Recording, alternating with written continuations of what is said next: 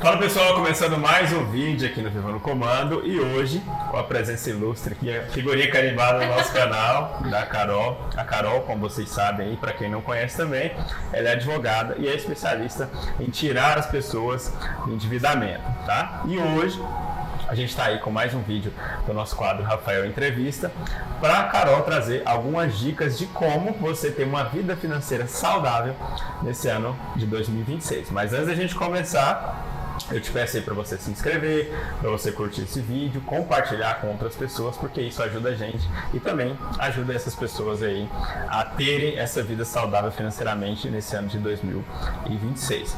Como você sabe, a Carol também sabe, eu gosto sempre de fazer tópicos para a gente fazer uma coisa mais fluida, né? Mais organizada, para vocês não perderem e conseguirem aproveitar o melhor possível, né? Ao máximo.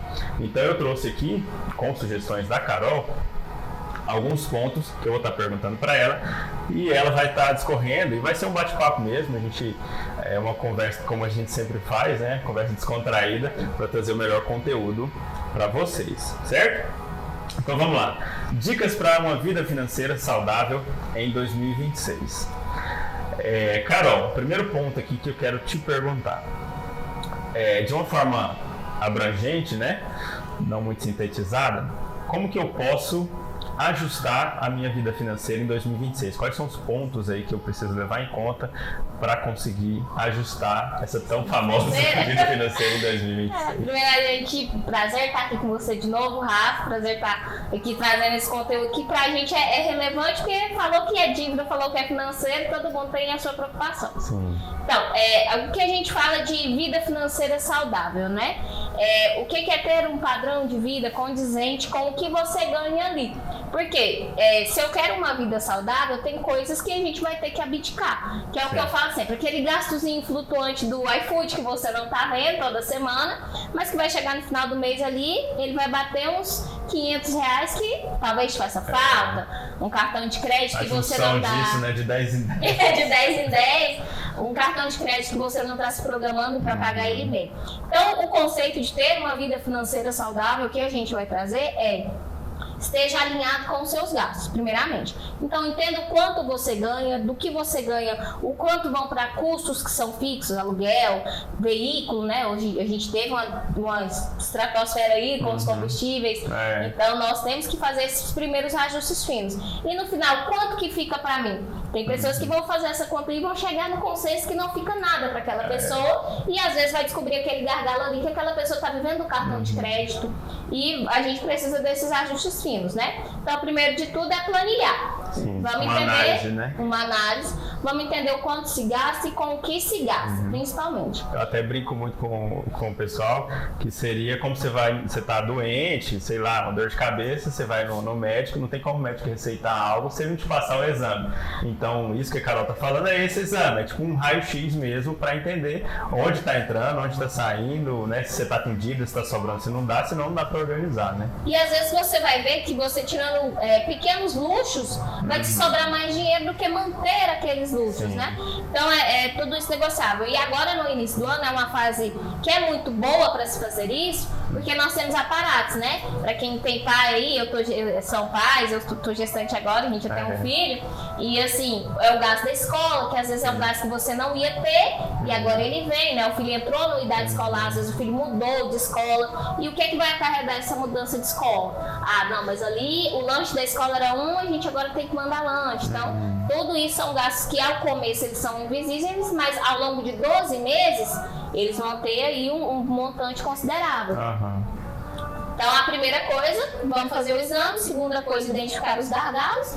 E, se possível, entender o que é o seu maior gargalo, né? Então, tem pessoas que o maior gargalo vai ser fartura de cartão de crédito. Então, fazer um planejamento para efetivar esse cartão e, literalmente, deixar o cartão ali para um gasto emergencial. Porque, como os juros do cartão são muito altos, as pessoas, na maioria das vezes, acabam fazendo parcelamento, renegociação e aumentando muito a dívida no tempo. Sim. Até essa questão de cartão de crédito, eu sempre tento aconselhar, né? Não é que os bancos, as empresas de milhas, eles são bonzinhos com a gente, não. Eles ofertam essas coisas para você usar cada vez mais seu cartão. E aí eles consideram, obviamente, que um percentual gigantesco, uma grande maioria, não sabe usar o cartão de crédito, vai entrar em dívida, né, Carol? E o juro do cartão de crédito é estratosférico, como ela tá falando. Então, não cai nessa de, eu tô juntando milha, eu vou usar, eu vou pagar minhas contas todas com cartão. Se você não sabe controlar, se você não tem um mínimo de organização financeira, né, que seja um papel para anotar todos os meses, uma agendinha, né, não faz, né, não usa cartão de crédito. A primeira coisa que geralmente eu faço com organização financeira é cortar os cartões de crédito da pessoa, porque vira esse gargalo. Aí vai fazendo parcela até chegar ao ponto que o dinheiro já não dá mais para pagar nem o que está parcelado, né, Carol? Exatamente. Então, assim, é muito importante, a Carol sempre traz isso porque ela trabalha com isso, né? Tem pessoas que entram no super endividamento, por causa de cartão. Não tem como fazer de outro jeito, já não sobra dinheiro para mais nada. Então é interessante vocês se atentarem a isso. Então, resumindo o que a Carol falou, fazer essa análise, identificar essas despesas, né, esses gargalos e fazer esse planejamento anual, né, igual ela falou, do que você vai ter de despesa durante o ano. E geralmente, eu falo até por mim mesmo pessoalmente, chegou dezembro ali, eu já estou anotando pro ano seguinte. Eu vou, igual a pessoa que, a criança, você tem lá um filho que vai entrar na escola, você já tem que previsionar esse valor pro ano seguinte. Quanto que eu vou gastar durante o ano de alimentação, se você vai se mudar, se no teu trabalho você vai ter uma promoção, ou se você é autônomo, qual é a receita garantida, né? Tudo isso tem que ser colocado no papel, senão não dá certo. Inclusive é um tópico que a gente sempre traz para quem é autônomo.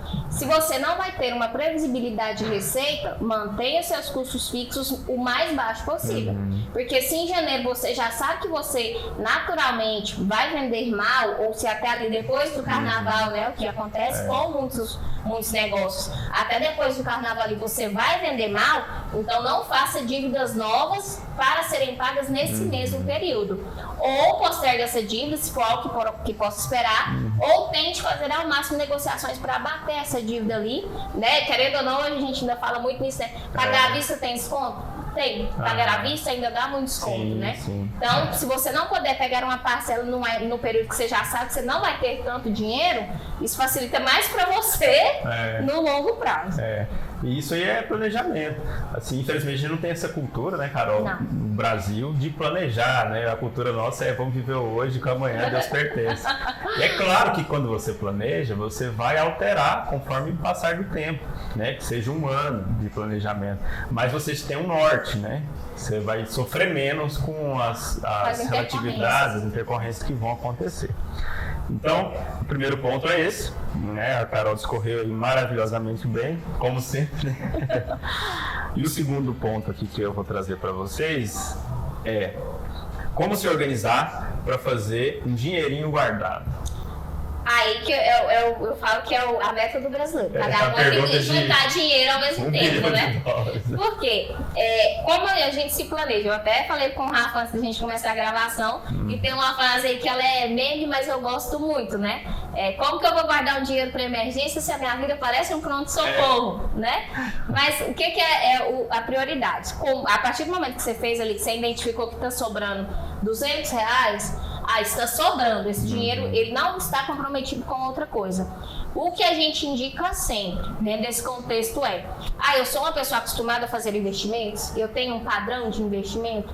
Se eu não tenho, eu vou apelar porque é mais seguro. Guardar isso de forma mais segura.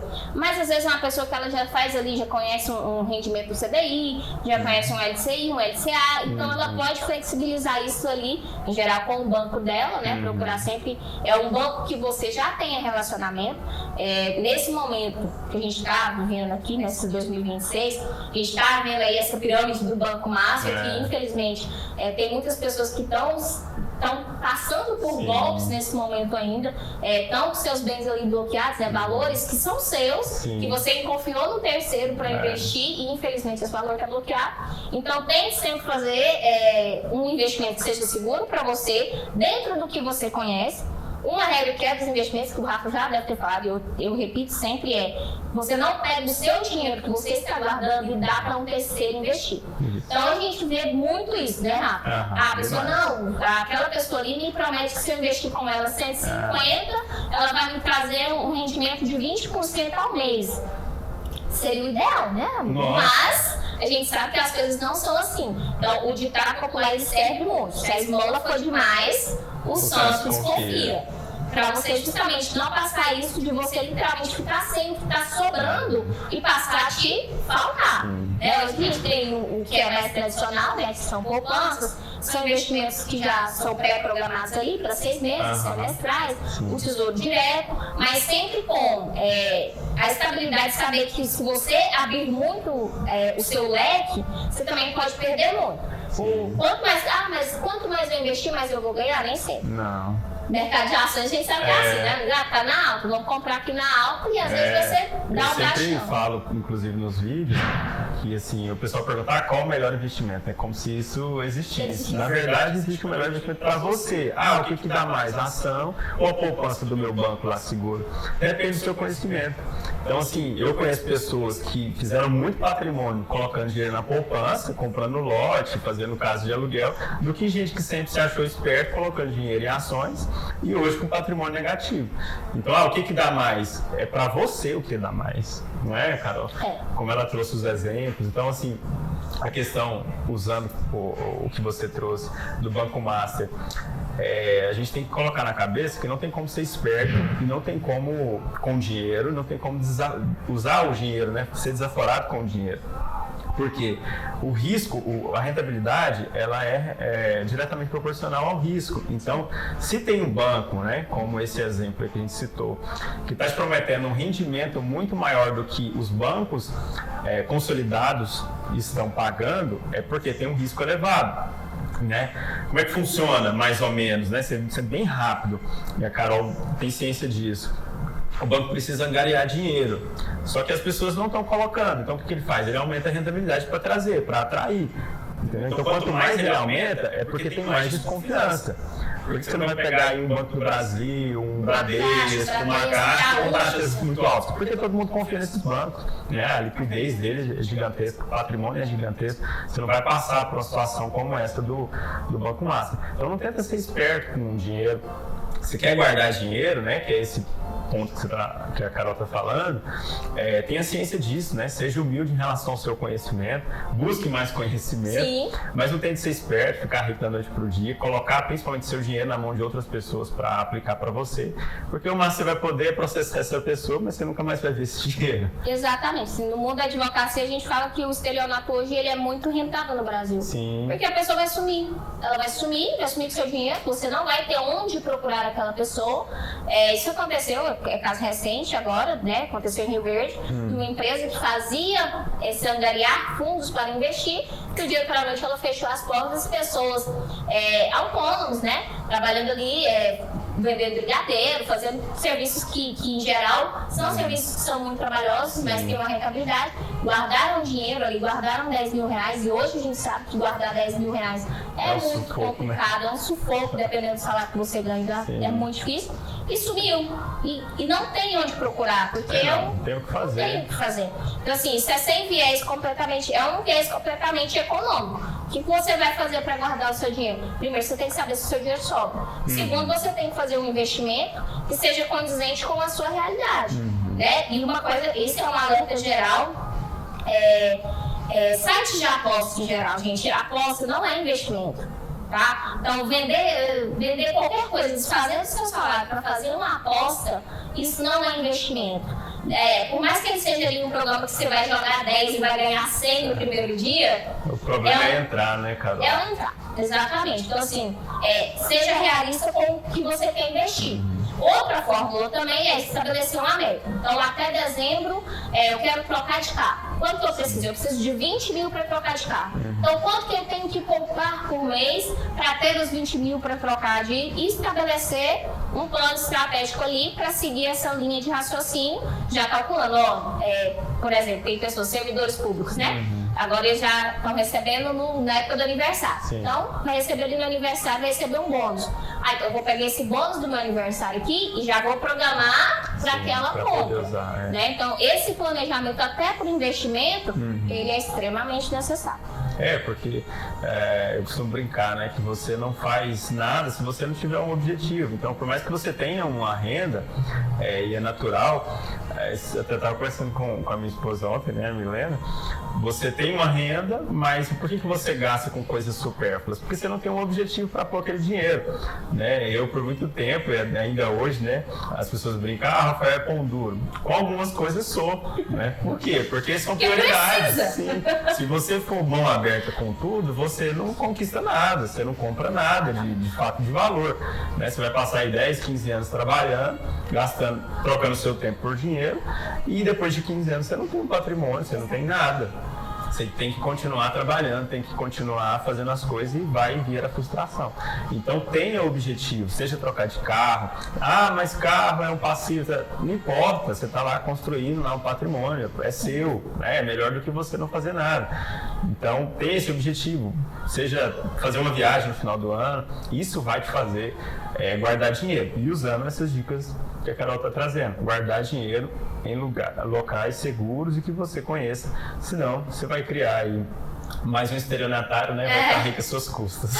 Tá cheio, ainda mais no Brasil. Não, ainda mais aqui. Então vamos lá, Carol. A terceira agora. Essa é boa, muito boa. Porque muita gente tem essa cultura de que as dívidas, elas são sempre penosas e são ruins, né? Mas como fazer uma dívida inteligente? Essa é muito boa. Vai cair na mesma coisa do objetivo, mas é porque em geral, quando eu vou fazer uma dívida, qual que é o objetivo dessa dívida, né? Vamos pegar até nessa questão agora que está no mercado mais aquecido ali, financiamento imobiliário. Então eu vou fazer uma dívida grande, mas qual que é o aporte que eu vou ter que fazer dessa dívida nesse primeiro momento? Tanto que as pessoas até brincam, né? Minha casa é minha dívida. Mas qual que é a importância dessa dívida, né? É uma dívida que eu vou ficar ali preso 35 anos. Às vezes você vai sim ficar preso 35 anos. Só que se você começa hoje com essa dívida pagando 1.500, vamos supor, né? Eu parcelei um pouco menos de um salário mínimo, né? Mas daqui 2 anos, esses 1.500 eles já não vão ter o mesmo valor. Sim. Já vai ter os 1.500 são os antigos 100, são os novos 20. Então eu vou fazer uma dívida inteligente de que forma? Vou me planejar para fazer essa dívida. Primeiro, necessidade. Primeira coisa, eu preciso dessa dívida? Isso é um gasto real ou é um gasto supérfluo? Primeiramente. Segundo, que a gente tem que criterizar ali, qual que é o meu prazo para pagar essa dívida? Quanto tempo eu preciso ter quitado isso, quer seja para trazer esse dinheiro de volta para mim, ou quer seja para literalmente fazer outra dívida, né? Vou pagar uma dívida, mas vou fazer outra dívida. Qual que é o meu prazo, né? Porque às vezes, o que é o problema principal hoje, principalmente no ramo que eu atuo, que são os empréstimos consignados. Então a pessoa faz uma dívida ali para pegar um montante fechado, então ele vai pegar 20 mil reais. Se for uma dívida que não apareceu oportunidade, liberou uma margem, apareceu um negócio, às vezes assim, a gente tem visto isso, né? Loteamentos pequenos, chácaras pequenas que vão te dar uma rentabilidade no futuro. Então eu vou pegar 20 mil ali e vou pagar 40 mil. Isso acontece? Acontece. Alguns empréstimos têm essa taxa que você consegue pegar. Mas eu vou pegar ali outra situação. Vou pegar 20 mil ali no desespero porque eu preciso pagar contas. Vou pegar 20 mil para pagar a fatura do cartão. Eu vou me enfiar numa dívida para pagar dívidas, para fazer outras dívidas. Isso não é uma dívida inteligente. Você só adiou a bola de neve crescer, mas é só um tempinho. É só um tempinho. Então, o que é um custo inteligente? E outra coisa que a gente vai observar sempre primeiramente, que eu falo para os meus clientes, observe o quanto você vai pagar no final da dívida. Você não vai pensar nos 20 mil que você está pensando agora, você vai pegar agora. Porque os 20 mil você vai pegar, vai gastar dinheiro na mão vendaval, você vai gastar aquele dinheiro ali. Mas e se daqui 60 meses que eu vou gastar para pagar esses 20 mil reais, esses 20 mil reais tiverem virado 80? Porque isso acontece, a depender do valor da taxa de juros, a depender dos atrasos que você tiver, porque pode ocorrer uma inadimplência, você vai passar por essa situação. Então, o que eu vou fazer? Quando eu vou fazer uma dívida inteligente, eu vou observar o que é o meu objetivo, quais são os meus planos para aquele valor, qual que é o meu prazo, principalmente alongamento, quanto eu vou demorar para pagar, e qual que é o meu objetivo posterior, literalmente. Porque quem compra um lote hoje, amigo, ele tem uma mínima intenção ou de revender ou de construir. É algo que vai valorizar, né? É algo que vai valorizar. Mas quanto tempo vai demorar para valorizar? A depender da região, né? Às vezes é uma dívida de cartão de crédito. Compensa? Às vezes eu vou trocar, literalmente. Por que às vezes compensa? Porque eu vou trocar uns juros muito altos no cartão de crédito e vou colocar um juros menor ali, que em geral o consignado tem um juros menor, né? Mas o que pode acontecer? A pessoa paga o cartão, mas ela volta gastando aquele cartão. E aí ela não trocou uma dívida pela outra. Ela literalmente fez duas novas dívidas. Então, tem que ter esse cuidado aí para ter esse manejo com a dívida, né? Porque a dívida não vai parar. E não é que dívida seja ruim, gente, não é isso. Dever é natural do ser humano. Né? Assim, ninguém é autossuficiente a esse ponto de literalmente produzir tudo que consome ou de comprar bem tudo que consome sem barganha. É o princípio da barganha. Mas, em geral, se eu não tenho se eu estou vendo que ali no meu negócio, na minha empresa, no meu salário, eu estou trocando uma dívida que é muito ruim por uma dívida boa, eu tenho que ter consciência. Se eu tenho uma dívida boa, eu tenho que me focar em não fazer uma outra dívida ruim, né? Sim. Assim, a gente sempre fala, né? A questão da dívida, até uso o exemplo nos vídeos que a gente faz de análise de ativos, de empresas, que é normal, empresa grande tem bilhões de dívida. Então, assim, não é a dívida em si, é o que você faz com ela, assim como o dinheiro, né? É o dinheiro, na verdade. O que você faz com ele. Então, se você tem uma dívida ruim, se você não tem uma organização financeira, se você não tem um planejamento, vou pegar consignado, isso acontece demais, né? Consignado, empréstimo para pagar meu cartão. Vai durar um mês, vai ficar pior, né? Porque você vai ter duas.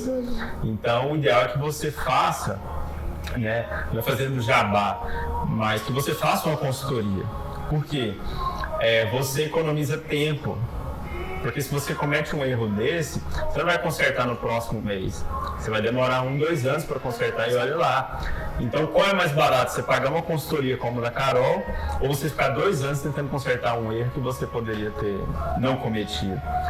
Então, assim, hoje está melhorando, né, Carol? A gente trabalha com isso, está vendo que está melhorando. As pessoas estão buscando mais conhecimento, né, mais profissionais que vão trazer uma assertividade naquela atitude que a pessoa vai tomar, mas ainda é pouco, né? Não é, você tem que pensar que é o investimento que você está fazendo quando você paga uma consultoria de alguém qualificado naquele assunto que você quer. Porque a gente não nasce sabendo tudo. Sim. Eu falo, né, comprei um imóvel recentemente e a consultoria foi com a Carol. Então, assim, eu entendo disso, entendo daquilo, mas não tem como você entender tudo. Então, assim, eu ia cometer erros que se não fosse a Carol, mesmo sabendo, mesmo estudando, mesmo vivenciando as coisas, eu ia cometer erros se não fosse a Carol. Eu teria cometido. E aí, para consertar, meus amigos, haja tempo e dinheiro, né, Carol? Então, aproveitando esse gancho dela, não deixe de procurar bons profissionais. É um investimento que você está fazendo, especialmente questão de dívida, né? A gente brinca que sozinho você não faz nada na vida. E dívida é da mesma forma. Você não vai conseguir solucionar suas dívidas se você não procurar um profissional para te indicar. Principalmente aquelas de superendividamento, que você precisa de um profissional qualificado, como é o caso da Carol, perdão, que tem esse conhecimento, que vai poder fazer todo um processo para te tirar disso, para te ajudar. A Carol já fez redução de dívida, né, Carol? A gente já conseguiu reduzir muito dinheiro. R$95 mil de uma dívida. Aí. Então, assim, valeu a pena pagar a consultoria para diminuir 25 mil, ou 95, né? 95 mil reais de uma dívida. Então, fica essa dica aí para vocês. Para ter uma vida financeira saudável em 2026, procure um bom especialista também, caso você não saiba resolver o seu problema, né? Vamos lá para o quarto e último, Carol, que inclusive, quando a gente estava conversando antes de fazer essa gravação, né, combinando, aí você tinha trazido, acho que eram os 4 principais pontos que as pessoas queriam em 2026. Sim. E aí o primeiro que você falou foi esse, eu achei muito interessante, que era o quê? As pessoas querem passar mais tempo com a família. E onde é que o dinheiro entra nisso? O dinheiro entra nisso porque você troca tempo por dinheiro, né? E então, quais são as dicas da Carol para você passar mais tempo com a sua família, né, em relação a dinheiro? Sim, essa foi uma pesquisa, né? A pesquisa do IPE. Eu estava com o meu esposo assistindo o Jornalzinho da Manhã e apareceu lá o que eram as 3 metas do brasileiro para 2026. E a prioridade, a primeira era passar mais tempo com a família, a segunda era organizar a vida financeira em 2026 e a terceira era guardar dinheiro. E são coisas que elas estão completamente atreladas. Eu falo para minha esposa que é um paradoxo, né? Porque você quer passar mais tempo com a família. Para você passar mais tempo com a família, você vai ter que trabalhar menos. Só que se você trabalhar menos, você vai ganhar menos dinheiro. Se você ganha menos dinheiro, você vai ficar ou sem pagar a conta ou você vai ter que fazer novas contas. E não vai guardar o dinheiro. Então é um paradoxo. Então, sobre o tempo com a família, né? Envolva a família no seu planejamento financeiro. Né? Porque hoje, principalmente para quem é solteiro, a vida é uma, mas para gente que tem família, que tem ali, é uma outra vida também. Então, envolva a sua família no seu planejamento financeiro. Estabeleça objetivos com a família. Ó, gente, nós vamos viajar nas férias.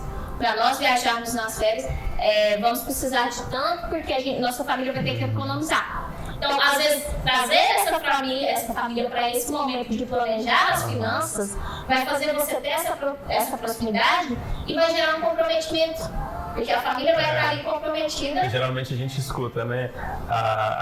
Minha esposa não colabora, isso, né? Ou meu marido é muito gastão e tal. Ouvindo a cliente ensinando. Meu marido gasta tudo com o carro, mas quando ele quer gastar em casa é muito ruim, né? Mas é isso, gente. Em geral, eu vou passar mais tempo com a minha família. O que é que vai me propiciar? Eu trago isso, assim, a gente veio de uma família mais humilde, né? Vai conquistando as coisas e galgando aos poucos. A gente sabe o peso que o trabalho tem na família, né? A pessoa vai trabalhar 8 horas, vai chegar em casa, 8 horas diárias, às vezes só vai ter 1, 2 folgas na semana, quando muito. E você tem que planejar para quê? Para quando você estiver naquele momento com a sua família, você ficar ali de coração inteiro. Você não está preocupado com a conta de luz que vai vencer amanhã, com a conta que está atrasada, com o supermercado que né, não tem mais coisa. Então, a gente tem que pensar nisso dessa forma. Como é que eu vou passar mais tempo com a minha família? Se eu ajustar o meu financeiro, se vai me dar uma qualidade de vida, vai? Até hoje, a gente ainda tem clientes que eles falam para mim, doutora, eu estou sem dormir. Estou sem dormir porque eu não consigo pagar essa conta e o banco está me ligando e está mandando carta aqui em casa e vão apreender o carro. Esse carro a gente usa para tratamento do meu filho. E assim, como que eu vou fazer para esse cliente? Se eu não colocar, o que a gente faz, você como planejador, o que eu faço como advogado, é um serviço de orientação. Então eu posso vir aqui e dar as melhores orientações para esse cliente. Ele pode pagar uma consultoria de R$1.500, R$2.000, pegar as melhores dicas. Mas se ele não colocar isso em prática, o meu serviço é em vão. Então coloquem em prática os planos de vocês com a família de vocês. Tragam todo mundo para o planejamento. Olha, o objetivo da nossa família vai ser esse. Então nós vamos trabalhar em prol desse objetivo. E aí a gente vai falar, compensa, às vezes eu adoro fazer pro meu filho, né? Vamos comer um sanduíche hoje. Tá, mas você prefere comer esse sanduíche hoje aqui em Goiânia ou você quer comer esse sanduíche daqui 6 meses lá na praia? Já entrou um argumento de convencimento. 9 anos. Não, quero comer na praia. Eu falei, então você espera? Espera. Sim. Não, porque a gente trazer isso, né? Eu falo muito para filhos por isso. Eu já sou de uma geração que eu venho de família de servidores públicos, só que o nosso financeiro sempre foi um caos, né? Uma oferta de crédito, etc, etc, etc. Então, na minha geração, o que a gente já tentou fazer? Organizar o financeiro. E para os nossos filhos, o financeiro deles é muito mais organizado, porque meu filho define um objetivo muito rápido. Eu vou fazer isso e define isso muito rápido e consegue concretizar. Então, a educação financeira hoje, eu falo que ela é de suma importância, mas não só para gente que já está adulto, que já está trabalhando, que já está ali rendendo, né? Rentabilizando, mas para os filhos que ainda vão aprender a lidar com o dinheiro nesse mundo que é tanta oferta de crédito, é tanta publicidade, é tanto tudo que você não consegue respirar aliviado, né, amigo? Então, assim, você vai ter uma oferta de crédito, você tem publicidade que vão te levar, às vezes, a um gasto completamente supérfluo. Então, vamos passar um tempo com a família? Vamos passar um tempo com a família, vamos priorizar a família da gente, mas vamos ajustar o financeiro para você ter um bom tempo com a sua família, um tempo de qualidade. Tem até uma um episódio dos Simpsons, né? Aquele seriado muito famoso, que o Homer lá, que é acho que ele é o ator, o personagem principal lá, se eu não me engano, o chefe de família. E aí ele tá tendo uma crise existencial, cheio de problemas, e ele começa a comer muito, comer. E aí vem tipo, como se fosse um anjinho, né, no ouvido dele e fala assim, olha, toma cuidado, que você vai engordar demais e futuramente você vai ter problemas. Aí ele fala assim, esse é problema do Homer do futuro, né? Só que esse Homer do futuro vai ser ele mesmo, né? A diferença é só a passagem de tempo. Então, se você não priorizar a sua organização financeira hoje, se você não criar planejamentos para que amanhã você tenha mais tempo com a sua família, pode terminar.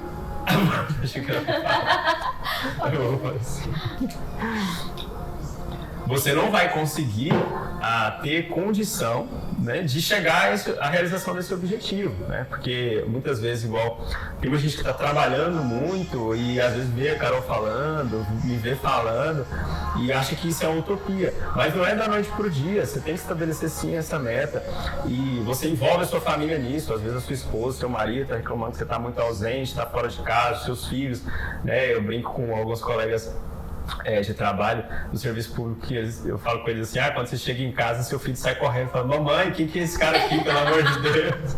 Chamando outra pessoa de papai. Por quê? Fica muito tempo fora. E, como você disse, né, no serviço público tem um percentual gigantesco de pessoas com problema financeiro, justamente pela grande oferta de crédito, pela estabilidade, né, presumida, de você ter sempre a sua receita ali garantida mensalmente, e isso atrapalha muito, porque a pessoa não busca se educar financeiramente, porque, entre aspas, ela vai ter dinheiro sempre, e a gente sabe que a realidade não é essa, né? Então, estabeleça, sim, metas, principalmente para a sua família, porque se consegue envolver, você vai conseguir falar para sua esposa ou para o seu marido, olha, se você me ajudar a gente economizar esse ano, o ano que vem eu vou conseguir diminuir um dia de trabalho, né? Vou conseguir fazer menos extras, eu vou conseguir melhorar, a gente vai conseguir viajar, e isso que a Carol trouxe é de suma importância, porque você está junto com as pessoas, né? Ou até mesmo se você é solteiro, se você não estabelecer objetivos que sejam condizentes para você, você não consegue mexer nas suas finanças, se organizar, investir e assim sucessivamente, certo? Bom, então quero agradecer a Carol, né, mais uma vez. A Carol está sempre abrilhantando aqui o nosso canal, trazendo esses conteúdos, dicas como ela trouxe agora. Eu aprendo demais com a Carol, sou cliente dela, né? Então, assim, sempre indico. Para você que não conhece ela, não segue ela, tá aqui na descrição do vídeo o Instagram dela, as redes dela. E se você quiser falar alguma coisa, Carol, eu que agradeço, Rafael, aproveitar. Pra gente estar junto, né? A gente tá aqui, tá expondo, o trabalho da gente é esse. E eu que agradeço a participação. Então, nós que agradecemos. Então é isso, pessoal. Finalizando mais um vídeo aí, mais uma entrevista, né? E assim que a gente tiver a oportunidade, a gente volta com mais vídeos aí para melhorar a sua vida financeira. E dessa vez, que 2026 seja para vocês muito melhor do que 2025 foi na sua vida financeira.